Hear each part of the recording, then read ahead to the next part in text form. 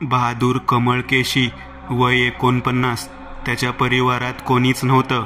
तो एकटाच होता. जेमतेम 26-27 वर्षांपासून तो पंतांच्या हवेलीत बागकाम करायचा. इतरही काम सांगितलं तर तेही तो करायचा. महिन्याला भेटणाऱ्या पगारातून त्याचा उदरनिर्वाह चालायचं आणि त्यातच तो खुशही होता. बहादूर आज आपल्या एका मित्राच्या लग्नाला गेला होता. लग्न कार्य उरकून मग तो घरी जायला निघाला. वाटेत त्याला एक टपरी दिसली. तसा त्याला चहा प्यायची तल्लफ झाली. रातकिड्यांची किरकिर मंद गतीने ऐकू येत होती. एक पिवळ्या रंगाचा पेटलेला बल्ब दिसत होता. त्या पेटलेल्या बल्बच्या अवतीभोवती 1-2 उडणारे किडे गोल गोल फेऱ्या मारत होते. त्याच बल्बच्या उजेडाजवळून वाकडी तिकडी वाफ उडत गेली. बाजूलाच एक चौकोनी स्टोव पेटला होता. त्यावर एक चांदीची गोल टोपशी होती. त्यात उकळता चहा होता. बाजूलाच 3-4 बिस्किट, खारी, नानखट, शिळेस ह्यांच्या बरण्या होत्या. तर एका बाजूला एक काळ्या रंगाचा रेडिओ होता. एक चमचा धरलेला हात आला आणि चहा लागला. त्या टपरीवाल्याने सांशीमार्फत चहाची टोपशी उचलली आणि काचेचा ग्लास वाफळत्या चहाने भरला. घ्या भाऊ. त्याने तो कप त्या युवकाला दिला. दादा, तुम्ही इथलं वाटत नाही बघा. कुठून आला आहात तुम्ही? तो चहावाला म्हणाला. त्या चहावाल्याच्या वाक्यावर बहादूरने ओळख सांगायला सुरुवात केली. माझं नाव बहादूर, नेपाळवरून आलो आहे. त्याने चहाचा झुरका घेतला. मग तुम्ही इथं काय करताय दादा? तो चहावाला जरा कुतूहलाने म्हणाला. मी इथं पंतांच्या वाड्यावर वॉचमनचं काम करतो. आज मित्राच्या लग्नाला गेलतो म्हणून कामाला जायला उशीर झाला आहे. बहादूरच्या तोंडून जसं पंतांच्या वाड्याचा उल्लेख झाला, त्या चहावाल्याचा चेहरा भयपीडाग्रस्तीत झालं. तुम्ही त्या वाड्यात काम करता? तुम्हाला भीती नाही वाटत? तुम्हाला त्या वाड्याबद्दल काही ठाऊक नाही का?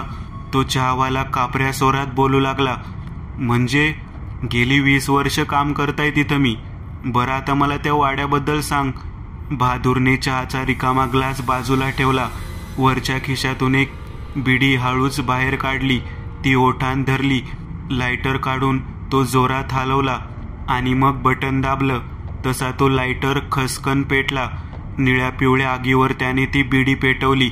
एक झुरका आत ओढला आणि नाकातोंडावाटे धूर बाहेर सोडत त्या टपरीवाल्याकडे पाहू लागला. त्या टपरीवाल्याने खांद्यावर असलेल्या टॉवेलने कपाळावरचा घाम पुसला. एक औंढा गिळत त्याने बोलायला सुरुवात केली. गोष्ट तशी जुनी आहे, जेमतेम 60-70 वर्षाआधीची. ह्या स्टेशनपासून 20 किमी अंतरावर देवपाडा गाव आहे. असं म्हणतात ह्या गावात एक शंकराचं मंदिर आहे. त्या मंदिरात म्हणे साक्षात महादेवाने अवतार घेऊन स्वतःला मूर्तीत बदलवलं बघा. मंदिरात जाऊन म्हणे तुम्ही तुमची इच्छा, नवस जे काही देवासमोर बोलून दाखवाल तर ते पूर्ण होतच. चहावाला बोलत होता आणि आर्यंश गपगुमान सर्व काही ऐकत होता. मध्ये मध्ये त्याचं सिगार ओढणं, तोंडातून धूर सोडणं सुरूच होतं. गाव कसं मजेत होतं बघा. तो चहावाला पुढे बोलू लागला. साहेब, असं म्हणतात. चहावाल्याचा स्वर जरासा चिरकस, भयग्रस्त, हळुवारपणे बाहेर येऊ लागला. आनंद हा जास्त काळ टिकत नसतो, पण दुःख, सुतक जास्त काळ टिकतात. सुखाला नेहमीच दुःखाची नजर लागते बघा. देवपाडा गावात एक सावकार होता. नरहरपंत नाव होतं त्याचं. नाव घेऊन तो चहावाला लगेच थुंकला. त्याच्या चेहऱ्यावर जरासा उग्र तापटपणा आला. नरहरपंत म्हणजे एक नंबरचा कंजूषा आणि कटकारस्थानी माणूस. उभा चेहरा, मोठं कपाळ, टक्कल केलेलं डोकं आणि भोवऱ्याच्या जागी एक लांब सडक शेंडी. अंगावर नेहमीच एक लाल शाल आणि खाली एक भगवं 2 झापांचं धोतर असायचं. डोळे घाऱ्या रंगाचे आणि भुवया वाढलेल्या होत्या. ते घारे डोळे समोर उभ्या माणसाकडे पाहताना हलकेच चकाकायचे. त्या चहावाल्याने पुन्हा एक औंढा गिळला आणि मग त्याने डावी उजवीकडे तिरकसपणे पाहत हळूच आपलं डोकं पुढे सरकवलं व हळू आवाजात बोलू लागला. ह्या नरहरपंतला 2 सख्खे भाव होते. नरहरपंत मोठे, 2 नंबर माहीपतराव आणि शेवटला रामनाथ. नरहरपंताचं लग्न झालं होतं तर दोघे भाव अविवाहित होते. जसं की मी म्हणालो की नरहरपंत 1 नंबरचा कंजूस होता.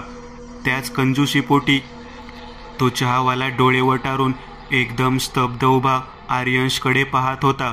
कंजूशी पोटी काय? शेवटी आर्यंशच म्हटला. पुढे काय घडलं हे जाणून घ्यायची ती त्याची जिज्ञासा होती की आणखी काही? त्याच कंजूशी पोटी त्याने आपल्या दोन्ही भावांना खपवलं. थंड नजरेने त्या चहावाल्याकडे पाहणाऱ्या आर्यंशला सुद्धा एक क्षण धक्का बसला. रक्ताचं नातं बी पैशापुढं त्या हैवानाला दिसलं नाही बघा. एवढंच नाही साहेब, तर गावातले असं म्हणतात की माहिपातराव आणि रामनाथरावांचं प्रेत बी जाळाया भेटलं नाही. काय काय म्हणायचंय तुला? जर त्यांनीच त्यांच्या भावाचे खून केले असं गावकरी म्हणतायत, मग प्रेत मिळाली नाहीत कसं शक्य आहे? बहादूर पुढे जाणून घ्यायची जिज्ञासा लागली होती, कारण ते वामपंथी होते. तो चहावाला पटकन म्हणाला. 5-6 सेकंद तिथे एकदम शांतता पसरली. म्हणजे सैतानाला पूजणारा? बहादूरचा स्वर. वय वय तेच. नरहरपंत सैतानाला पूजणारे होते. काळी जादू, करणी, तंत्रमंत्र, भानामती, मुठमारण, जारणमारण, वशीकरण सगळंच्या सगळं शिकलं होतं त्याने. एवढंच नाही साहेब, तर देवपाडा गावची माणसं असं बी म्हणतात की त्या चांडाळाने त्याच्या वाड्यात काहीतरी पाळलं होतं. काहीतरी विचित्रच ब्यात बोलावली होती त्यानं पातळातून. गावातलं कोणी पंताशी वाकडं गेलं की दुसऱ्या दिवशी त्याची तिरडी सजायची. खांद्यावरनं मैताची मसनात वरात निघायची. काही काही जणांनी तर ते विचित्र ध्यान पाहिलं बी होतं. 5.5 फूट उंच, काटकुळ शरीर, प्रेताड चुना चोळलेली कातडी, चेहरा म्हणजे एक चौकोनी पांढरट फुटाच, त्यावर चिंचोळ्या बिनबुबळांचे डोळे, अंगात काळा झब्बा, आणि राज्यालाही असलं ध्यान. दरवाजाबाहेर येऊन आवाज द्यायचं, ए उठ, बाहेर ये, मालकाची आज्ञा आहे, बोलावलंय तुला, चल. त्या ध्यानाचा खर्जातला खसखसता आवाज ऐकून काही जण गुलामासारखी दार उघडायची आणि एकदा दरवाजा उघडला तसं काम खल्लास व्हायचं. नरहरपंताने या वाम मार्गाने जाम पैसा कमावला बघा. पण म्हणतात ना, जसे कर्म तसे फळ. शेवटी संतप्त गावकऱ्यांनीच नरहरपंतांना ठार केलं आणि त्यांना. बस, बहादूर अचानक मध्येच म्हणाला. निघतो मी. बहादूरने काळ्या पाकिटातून 50ची नोट चहावाल्याला दिली. बाकीचे तुलाच ठेव, आणि अशा गोष्टींवर विश्वास ठेवत नाही मी. बहादूर पंतांच्या वाड्याच्या दिशेने निघाला. ओ भो, थांबा, ओ भो. तो चहावाला पुढे जाणाऱ्या बहादूरला आवाज देत होता, पण बहादूर मात्र मागे वळून पाहिलं नाही, कारण त्याची जिज्ञासा उडाली होती. तो चहावाला अद्याप बहादूरकडेच पाहत होता. काही वेळाने बहादूर वाड्यावर पोहोचलाही. रात्री 12 वाजता. पंतांच्या हवेलीला 4ही बाजूंनी पांढरट भिंतीचं कंपाऊंड होतं आणि मधोमध एक 8 फूट उंचीचा काळ्या उभ्या सळ्यांचा गेट होता. कंपाऊंड आत आणि बाहेर धुक्याची तमाम अंत्ययात्रेत उभ्या माणसासारखी गर्दी उभी होती. गेटच्या सळ्यांमधून पुढे धुक्याने घेरलेली पंतांची 3 मजल्यांची स्तब्ध, बाधित, अपशकुनी हवेली दिसत होती. हवेलीच्या मागे डोक्यावर आकाशातल्या दुधाळ चंद्राच्या गोलसर काळेजवळून अजूनही ते काळे सरपट विषारी ढग सरकताना दिसत होते. चंद्र मागे असल्याने त्या वस्तूच्या सफेद भिंतीवर त्याचा उजेड पडला नव्हता. म्हणूनच की काय, त्या शुभ्र भिंती अंधाराने गिळून त्यांना काळसर श्रापित रूप दिलं होतं. दिवसा शोभनीय वाटणाऱ्या त्या दुधाळ रंगास आता कीड लागली होती. हवेलीत वावरणाऱ्या त्या अभद्र ध्यानाच्या अस्तित्वाने तिथली हवा, प्रसन्नता, जसं ते बाहेर पडायचं तिथे या सर्वांना पूर्णविराम लागत होता. आताही लागलं होतं. दिवसा शुभ भासणारी ही हवेली आता पुन्हा एकदा मळीन झाली होती. रातकिड्यांची किरकिर वाजत होती. हवेली बाहेर असलेल्या बागेतील हिरवळ झाड, बारीकसं गवत, सर्वांवर धुक्याने हलकेसे पाण्याचे द्रवबिंदू जमा झाले होते.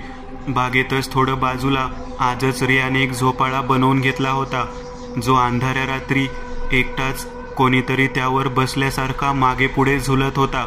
त्या स्मशान किर्र अंधाऱ्या धुक्यात ती झोपाळ्याची फळी हळूच कुई कुई विशिष्ट प्रकारच्या भीतिमय आवाजासहित गुंजत मागे पुढे झुलत होती. हवेलीतल्या हॉलमधला काचेचा झुंबर, दिवे, सर्व काही विझवलं होतं. मोठमोठ्या खिडक्यांच्या काचेंवर चंद्राचा निळसर प्रकाश पडला होता, जो की तपकिरी पडद्यांमुळे हॉलमध्ये पडण्यापासून रोखला जात होता. तरी सुद्धा हॉलमध्ये अंधुकसा का असेना दिसत होता. सोफा, मधोमध टीपॉय, 3 फुटाची फुलदाणी, टेबल, डायनिंग टेबल, सर्व काही शांत निर्जीवपणे उभे होते. तोच अंधारातून एक जळता कंदील आला. कंदिलावर 2 हाडकुळे हात होते. तो बहादूर होता. आज सकाळीच ललिताबाईंनी त्याला 3ऱ्या मजल्यावरची उघडी खिडकी बंद करायला सांगितलं होतं, परंतु बागेच्या आणि इतर कामामुळे तो विसरला होता आणि त्याला त्या गोष्टीची आठवण आता आली होती. बहादूरने एक जांभाई दिली. एका हातात रॉकेलचा पेटत कंदील धरलेला. त्याचा तांबडा प्रकाश त्याच्या तोंडावर पडला होता. दुसरा हात तोंडावर ठेवत त्याने जांभाई दिली. जाम झोप आली बाबा, तो स्वतःशीच म्हटला. सकाळी बहादूर जेव्हा त्याच्या मालकीन ललिताबाईंना मित्राच्या लग्नाला जायचं आहे म्हणून परवानगी मागायला आला होता, तेव्हाच ललिताबाईंनी त्याला वाड्याच्या 3ऱ्या मजल्यावरची एक खिडकी उघडी राहिली आहे असं सांगितलं होतं. परंतु लग्नाला जायचं होतं म्हणून तो ती खिडकी बंद करायला विसरला होता. खिडकी आधीच बंद करायला पाहिजे होती, पण लग्नामुळे विसरलो आणि बंद नाही केली तर चोरांचा पण धोका आहे. कुणी चोर घुसलं तर नोकरी जायची. बहादूर वाड्यात आत आला. तो स्वतःशीच बोलत होता. हळूच त्याने जिन्याच्या पायऱ्या चढल्या आणि 3ऱ्या मजल्यावर जाऊ लागला. मागे अंधारात असलेले सोफे, खुर्च्या, टेबल, सर्वजण त्याच्या पाठमोऱ्या आकृतीला पुढे पुढे जाताना रोखून पाहत होते. बहादूर जिन्यामार्फत 3ऱ्या मजल्यावर पोहोचला होता. 3ऱ्या मजल्यावर कोणीच राहत नव्हतं, म्हणूनच तिथली लाईट दिवस रात्रभर बंद असायची. फक्त आठवड्यातून एकदा 10-12 नोकरांचा ताफा सकाळी सर्व खोल्या झाडलोट करण्यासाठी तिथे जात असायचा. बस, मग काय, त्यानंतर मात्र तिथलं सर्व काही निर्जीव होऊन जायचं. काचेच्या खिडक्या सजीव हालचाल पाहण्यासाठी तरसायच्या. बंद खोल्यांत कोंडलेली हवा खिडकी वाटे बाहेर पडण्यासाठी पछतावत असायची. लांबच्या लांब सरळ पसरलेली बंद दरवाजांच्या खोल्याची ती कॉरिडॉर रात्री भकास वाटत होती. त्यातच निर्जीव शांततेत बहादूरच्या पावलांत असलेल्या चामडी चपलांचा टप टप आवाज तिथे घुमत होता. भिंतीवर आदळून तो आवाज बहादूरच्या कानांच्या पडद्यातून थेट काळजावर हातोडीने खिळे बदडावे तसा घाव घालत होता. इतरांसमोर जरी बहादूर आपण मोठा हिम्मतवार असल्याचं दाखवत असला तरी आता मात्र त्याची चांगलीच पळताभुई थोडी झाली होती. 26 वर्ष हवेलीत राहिलेला बहादूर त्याच्या कानांवर कधी हवेलीत घडलेल्या पाशवी कृत्यांचा थरार पडलेला नसेल का? त्या भयानक गोष्टी हवेसारख्या असतात, कोंडून राहतील पण बाहेर पडणारच. गावात गेल्यावर बाजारात उभ्या 2-3 जणांच्या संवाद चर्चेत हे भूताखेतांचे विषय म्हणजे पंचपक्वानच, नाही का? मग जो तो त्यात कसा आवडीने मीठ मसाला टाकेल आणि ते चटपटीत बनवण्याचा प्रयत्न करून दुसऱ्याला सांगेल, त्याचा काहीच नेम नाही. अशाच खूप साऱ्या अभद्र गोष्टी बहादूरने ऐकल्या होत्या. काही गोष्टी ऐकून त्याला एक वेगळीच मजा आली होती, तर काही ऐकून भीतीचा सरसरता काटा अंगावर डसला होता. आणि जी भीती एकदा मेंदूत जाते ती कायमस्वरूपीच आत दडली जाते, काळ्या शाहीसारखी चिकटून बसते. पंतांच्या वाड्यात म्हणे पंतांनी सैतान पाळला आहे. अमावस्येच्या श्रापित काळ्या रात्री तो मानवी रक्तमासांच्या शोधाने बाहेर पडतो. त्याची उंच म्हणजे 6 फूट उंच त्वचा राखाडी, डोळे पिवळे जर्द कंगव्यासारखे मोठाले, चॉकलेटी रंगाचे धारदार दात, अंगात काळा झगा, ते माणसाला मारून खात. बहादूरच्या डोक्यात तेच विचारचक्र वेगाने सुरू होते. अंधारात पाहताच कल्पनाशक्तीने त्या अंधाऱ्या काळ्या कागदावर त्या सैतानाचा चेहरा डोळ्यांसमोर उमटून येत होता. तशी त्याची चांगलीच फाटत होती. तोंडातून एका पाठोपाठ राम नामाचा जप सुरू झाला होता. त्याच्या हातात असलेला कंदील त्याच्या अवतीभोवती गोल तांबड्या रंगाचा प्रकाशित कवच त्याला प्रदान करत होतं, जे अंधाराला दूर ठेवत होतं. अरे बापरे, एवढ्या खोल्या आहेत तिथं. आता एवढ्या बघायला रात्र निघून जायची आणि रात्रीतच माझं काम तमाम व्हायचं. बहादूरने काउंडा गिळला. सर्व खोल्यांची दार उघडून तो दरवाजात उभा राहूनच कोणत्या खोलीची खिडकी उघडली आहे का ते पाहत होता. आणि जर खोलीतल्या खिडक्या बंद असतील तर लागलीच तो दरवाजा लावून घेत होता. प्रत्येक खोलीचा दरवाजा उघडताना कडीचा होणारा कुई कुई आवाज त्या शांततेत घुमत होता. मग जसं करत दरवाजा उघडायचा, बहादूरला खोलीत साठून असलेला अंधार दिसायचा. त्याच्या हातातला कंदील सुद्धा खोलीत दडून असलेल्या अंधाराला भेदत नव्हता. जणू काळ्या रंगाचे कॉटनचे पडदेच टांगले होते, ज्या पडद्यांवर प्रकाश रोखला जात होता. त्या अंधारात पाहायची बहादूरची हिंमत होत नव्हती. मनाचा धीर पक्का होत नव्हता. न जाणे त्या जहरी विवरात पाहताच आज जे काही दडलेलं असेल त्याची नजरानजर व्हावी आणि पांढुरक्या चेहऱ्यावरच्या काळपट जबड्यातून एक विषारी अंतिम हसू बाहेर पडावं आणि मग ते आपल्या दिशेने वेगाने सरसावं, सरपटत तर कधी उड्या मारत, आणि मग एक हलकीशी वेदना आणि सर्व शरीर कसं थंड, अगदी म्हाडासारखं थंड पडावं. मृत्यू हा शब्दच असा आहे ज्याला उच्चारताना सुद्धा हृदयात भीतीची जाणीव होत असते. आणि बहादूर त्याच परिस्थितीतून जात नव्हता का? ह्या श्रापित हवेलीतल्या ह्या 3ऱ्या मजल्यावर त्या विचित्र कपटी पाशवी सावजाचं ठाण होतं, त्याचं अस्तित्व होतं. त्याला हाताळणाऱ्या मालकाची विधी ह्याच 3ऱ्या मजल्यावर कोणत्या तरी खोलीत सुरू होती ना? सर्व खोल्या तपासून झाल्या होत्या. अंतिम उर्वरित एक शेवटची खोली तेवढी पाहायची बाकी होती. बस. सर्व खोल्या उघडून पाहिल्या होत्या, पण संशयास्पद काहीतरी वेगळं तिथे जाणवलं नव्हतं, ज्याने बहादूरला थोडासा धीर आला होता. उर्वरित शिल्लक राहिलेल्या त्या खोलीच्या दरवाजासमोर बहादूर उभा होता. हातातल्या कंदिलाचा तांबडसर प्रकाश त्या दरवाजावर पडला होता. 6 फूट उंच, 2 झापांचा पांढरट रंगाचा तो दरवाजा होता. त्या दरवाजाकडे पाहताच बहादूरला एक गोष्ट खटकली. ती म्हणजे इतर दरवाजांच्या कड्या बंद होत्या, पण या दरवाजाची कडी मात्र उघडी होती. अरे बाबा, आत कोण आहे का काय? बहादूरने औंढा गिळला. दरवाजा बाजूला एक 3.5 फूट उंचीचा टेबल होता. त्यावर फुलदाणी ठेवली होती. तीच त्याने एका हाताने उचलली आणि उलटी धरली. चोर वगैरे असला तर? पण जर तसं काही असलं तर भूतखेतांवर असले वार करून त्यांना इजा पोहोचतील का? क्षणात त्याच्या मनात विचार आला. तरी सुद्धा त्याने दरवाजा उघडला. उघडणं भाग होतं. ह्या घराचा, ह्या मालकाचं मीठ जे खाल्लं होतं. 6 फूट उंचीचा तो दरवाजा हळूच करकरत उघडला. तसा त्याच क्षणी आतून त्याच्या अंगावर तो झेपावला. तसा बहादूरने क्षणात डावा हात, ज्या हातात फुलदाणी होती, तो चेहऱ्यासमोर आणला. तसं हवेचा झोत त्याला स्पर्शून दारावाटे बाहेर पडलं. समोर उघडी खिडकी होती. बहादूरने चेहऱ्यासमोर धरलेला हात खाली आणला. कंदिलाचा प्रकाश खोलीत पसरलेला. त्याच कंदिलाच्या प्रकाशात खोलीतलं दृश्य दिसत होतं. समोर एक मोठा बेड होता.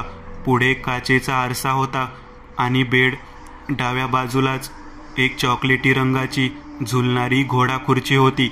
आणि त्या खुर्ची मागे भिंतीवर एक उभी 4.5 फूट उंचीची मोठी पेंटिंग लावली होती. त्या पेंटिंगला पाहताच त्याला ही खोली कोणाची आहे ते समजलं. नरहरपंत. भीतीने त्याचा आवाज बसला. ह्या सर्व भयानक कारस्थानाची सुरुवात ज्याने केली होती त्याच्याच खोलीत मध्यरात्री आपण उभे आहोत, हा विचारच त्याचा अर्धा जीव मरून गेला होता. ती पेंटिंग साकारणारा चित्रकार सुद्धा भीतच तो चित्र कोरून गेला असावा असं साफ साफ दिसत होतं. त्या पेंटिंगमधले नरहरपंत जणू जिवंत भासत होते. उबट चेहरा, जाड भुवया आणि घारे बारीकसे डोळे, टोकदार नाक आणि त्याखाली काळ्याशार मिशा, डोक्यावर चॉकलेटी रंगाची गांधी टोपी, अंगात सिल्कचा पांढरा सदरा आणि त्यावर चॉकलेटी कोट आणि खाली पांढरट धोतर, पायात चामड्याच्या चपली, चेहऱ्यावर शून्य भाव. जणू जिवंत वाटत होती ती पेंटिंग. जणू आताच पेंटिंगमधून ते बाहेर येतील. बहादूरने औंढा गिळला. पाय लटलट कापत होते. तसाच तो खिडकीजवळ पोहोचला. त्याच्या उजव्या बाजूला चौकोनी आरसा होता आणि त्या आरशातून ती रिकामी पेंटिंग दिसत होती. आणि त्या पेंटिंग खाली असलेल्या खुर्चीत नरहरपंत दात विचकत हसत बहादूरकडे पाहत बसले होते. त्यांच्या चेहऱ्यावर तो निळसर रंगाचा प्रकाश पडला होता. बहादूरने खिडकीच्या झापा लावल्या आणि डाव्या बाजूला झपकन वळून पाहिलं. तसं त्याचे डोळेच विस्फारले. कारण पेंटिंग रिकामी होती. तोच अंधारातून अचानक नरहरपंत हवेत उडत आले आणि त्यांनी बहादूरचा गळा आवळला. गळा आवळताच बहादूरच्या तोंडून आ असा उचकी निघाल्यासारखा आवाज झाला आणि तो लागलीच हृदयाच्या झटक्याने गतप्राण झाला. राजस्थानातील मारोपूर येथील एका कारखान्याची भूताटकीची ही गोष्ट आहे, जिथे एका भूताने महिनाभर कर्मचारी म्हणून काम केले. पण जेव्हा कारखाना मालकाला नंतर या विचित्र घटनेची माहिती मिळाली तेव्हा तो स्तब्ध झाला. आता मनात हा प्रश्न येतो की हे भूत कोण होते? त्या भूताने मारोपूरमधील हाच कारखाना काम करण्यासाठी का निवडला? त्या भूताचा या कारखान्याशी काय संबंध होता? या कारखान्याला आधीच भूत लागले होते का? लोक म्हणतात की कारखाना मालकाने त्या भूताचा पगारही दिला. या कथेत आपल्याला ते कसे कळले? या कारखान्याची अविश्वसनीय भूतकथा ऐकणाऱ्या कोणालाही त्यांच्या कानांवर विश्वास बसणार नाही. लोकबाग कारखान्याची भूतकाळातील कहाणी ऐकल्यानंतर लोकांनी एकदा तरी या कारखान्याला भेट दिलीच पाहिजे. त्याने तिथे काम करणाऱ्या इतर कामगारांना विचारले, या कारखान्यात काम करत असताना तो भूत इतर कर्मचाऱ्यांशी कसा वागला? त्या भूताने कोणालाही इजा केली नाही का? हा तो काळ होता जेव्हा कोरोना विषाणूचा संसर्ग शिगेला पोहोचला होता. प्रत्येक व्यक्ती या संसर्गापासून वाचण्याचा प्रयत्न करत होता. पण कोरोना विषाणूचा परिणाम कोणाला ना कोणावर तरी होईल. विशाल जयस्वाल नाव गोपनीयतेसाठी बदलले आहे नावाचा एक व्यक्ती राजस्थानमधील मारोपूर येथील एका कारखान्यात काम करत होता. तो त्याच्या कर्तव्याप्रती खूप समर्पित व्यक्ती होता. कारखान्यातील कर्मचारी विशाल जयस्वाल यांचे वर्तन केवळ कारखान्याच्या मालकालाच नव्हे तर कारखान्यात काम करणाऱ्या प्रत्येक कर्मचाऱ्याला आवडले. लॉकडाऊन जाहीर झाला तेव्हा कारखाने बंद होते. सर्व काम ठप्प झाले. 2-3 महिने कारखान्यांनी त्यांच्या कर्मचाऱ्यांना घरी असतानाच पगार दिला. पण कारखान्यात काम न करता हे किती दिवस चालू राहू शकते? त्यामुळे आता कारखान्यांनी त्यांच्या कर्मचाऱ्यांना पगार देणेही बंद केले. मारोपूर येथील कारखान्यातील कामगार विशाल जयस्वाल यांना लॉकडाऊन दरम्यान कारखान्याने त्यांचा पगार न दिल्याने ते निराशात सापडले. त्यांनी देवाला प्रार्थना केली की लॉकडाऊन लवकरात लवकर संपवावं, जेणेकरून ते पुन्हा कामावर जाऊ शकतील.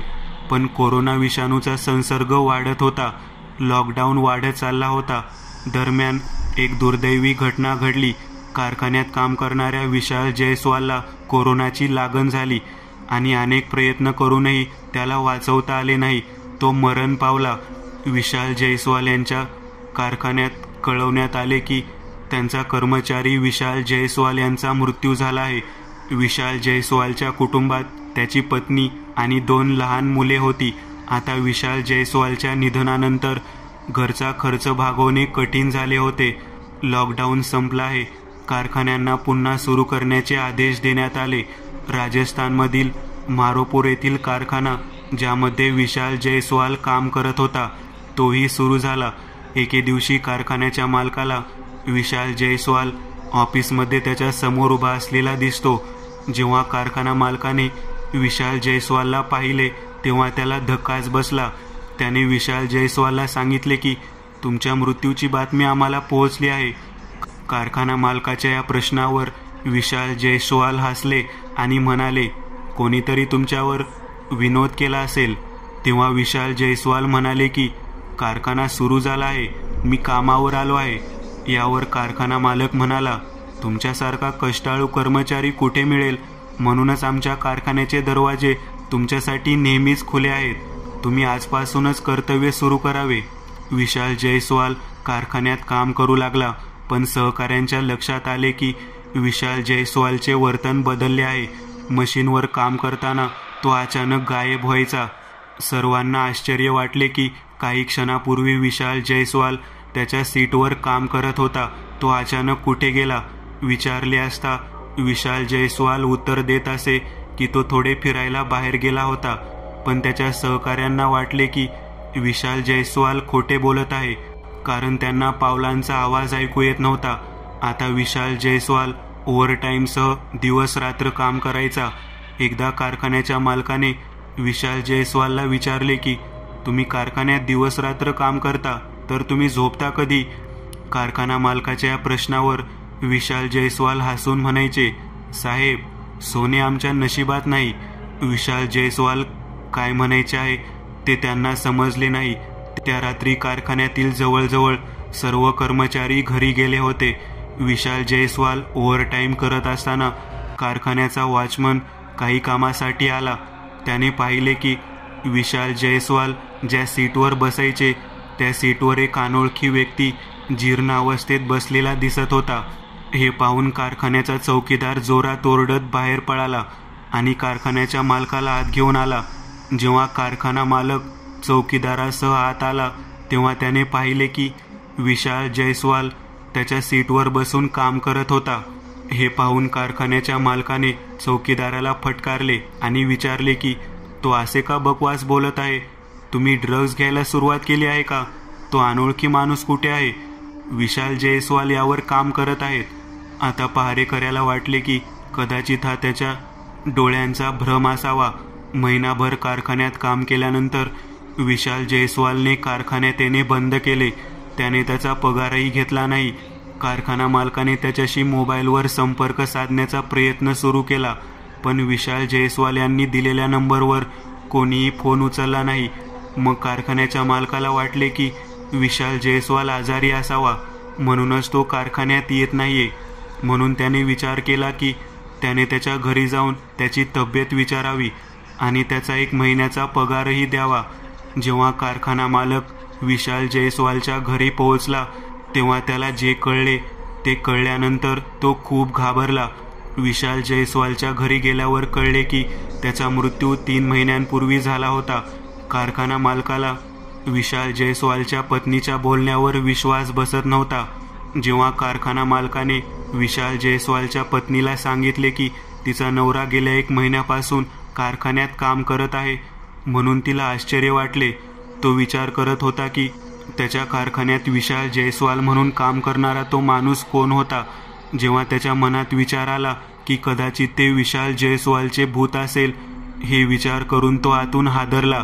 मग त्याला पुन्हा शांती मिळाली. कारखान्याच्या मालकाने विशाल जयस्वालच्या पत्नीला सांगितले की काही असो, विशाल जयस्वालने केवळ ड्युटी वेळेतच नाही तर ओव्हरटाईम देखील केला आहे, म्हणून तुम्ही त्याचा पगार घेऊ शकता. कारखाना मालकाने विशाल जयस्वालचा ओव्हरटाईमसह पगार आणि एकूण 50,000 रुपये त्याच्या पत्नीला दिले. विशाल जयस्वालच्या पत्नीच्या डोळ्यातून अश्रू वाहत होते. ती विचार करत होती की एके दिवशी मी मुलांशी बोलत होतो की मला काय हवे आहे. जर आमच्याकडे 40-50 हजार रुपये असते तर आम्ही घरी एक छोटेसे दुकान उघडले असते. त्या दिवशी तिच्या पती विशाल जयस्वालचा आत्माही ऐकत होता, म्हणून 50,000 रुपयांची व्यवस्था करण्यासाठी तिच्या मृत्यूनंतरही तिच्या पतीने कारखान्यात काम केले, जेणेकरून त्याच्या कुटुंबाला आधार मिळू शकेल.